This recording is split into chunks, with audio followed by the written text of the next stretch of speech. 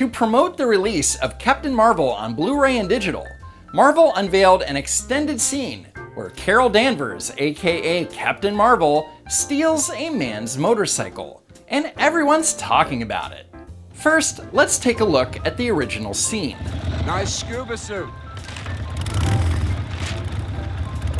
You lighting up, honey, huh? Got a smile for me?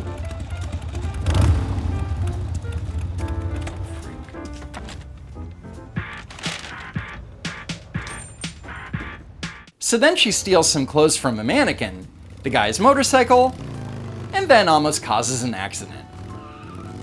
Women drivers, am I right? To recap, this guy hits on her, doesn't get a response, and then under his breath calls her a freak. So as an audience member, I don't mind so much when Carol takes his bike because he's kind of a dick. Besides, she needs to bike so she can go save the world or whatever, and he's probably insured for theft. Now let's watch the extended version of the scene. Nice scuba suit.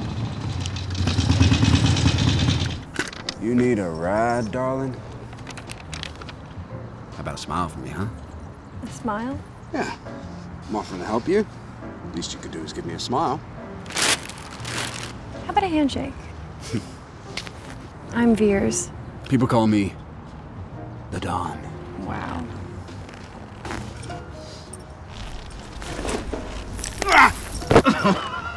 Here's a proposition for you. You're gonna give me your jacket, your helmet, and your motorcycle, and in return, I'm gonna let you keep your hand. Take it! What, no smile? So then she robs him of his jacket, helmet, and motorcycle, steals some clothes from a mannequin, and then almost causes an accident. Women drivers, am I right? So as you can see, the tone of the extended scene is very different from the original scene. Not only does she steal this guy's stuff, but she gets violent with him, all because he offered her a ride and tried to hit on her. And with that, the extended scene is just a ripoff of Terminator 2. I need your clothes, your boots, and your motorcycle. The difference here is that the Terminator is a killing machine. And if you've ever seen the original film, you know right away that this guy is going to be a victim. You forgot to say please.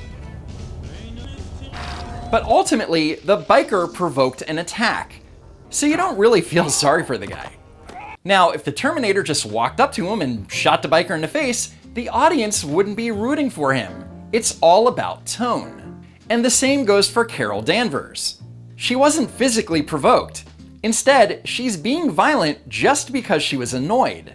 And if a man did that to a woman, he'd be called a violent misogynist. Now, if the guy was being physically aggressive, or she needed to defend herself, she'd have a great excuse, and the audience would have reason to get behind her. And no, this is not physical aggression. So, reaction to the film clip was not positive, and the criticism wasn't just from men, but from women as well.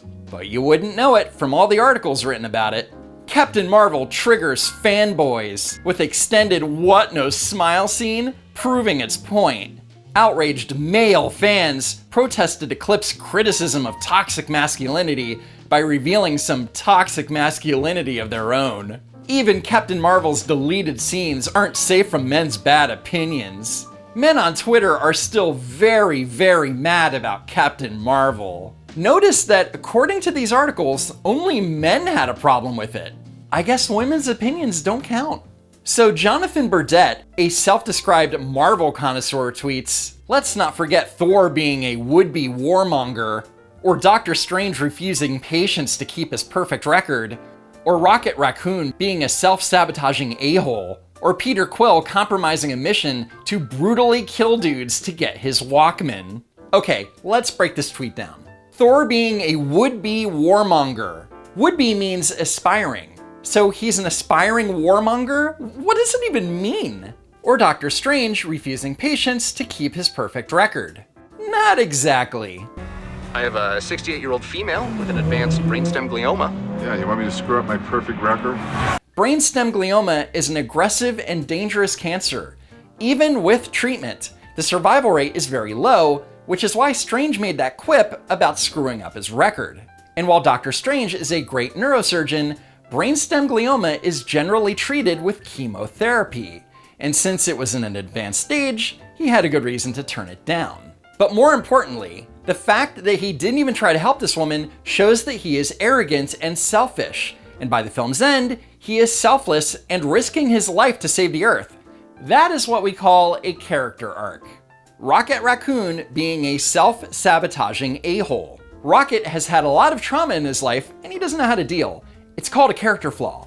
And what does this have to do with being violent towards innocent people? The biker's not innocent. He told her to smile. What a monster. Peter Quill compromising a mission to brutally kill dudes to get his Walkman. No. These prison guards were attacking Quill, who in turn fought back and stunned them with his blasters. Then Quill clocked this guard over the head, knocking him out.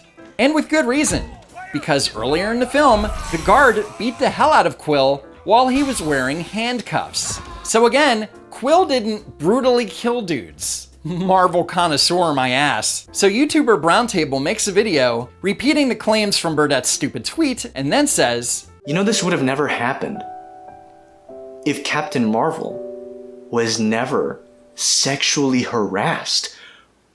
Whoa! Offering a ride and hitting on someone is not sexual harassment. It's rude and annoying at best. Sometimes people just disagree, you know? Sometimes they just don't like a movie, and, you know, sometimes they just don't like women. Why is it that if a man doesn't like Captain Marvel or Ghostbusters 2016, he's sexist, but if a woman doesn't like Iron Man 2 or Aquaman, she just doesn't like superhero movies? God forbid what you'd be accused of if you say you don't like Black Panther or Blade. And for the record, I disliked Captain Marvel.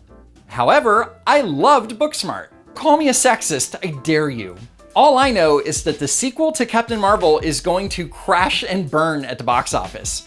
The only reason the first one made so much money is because of the suggestion that you needed to see it to completely understand what was going on in Avengers Endgame, which was a load of BS. We won't get fooled again, Marvel.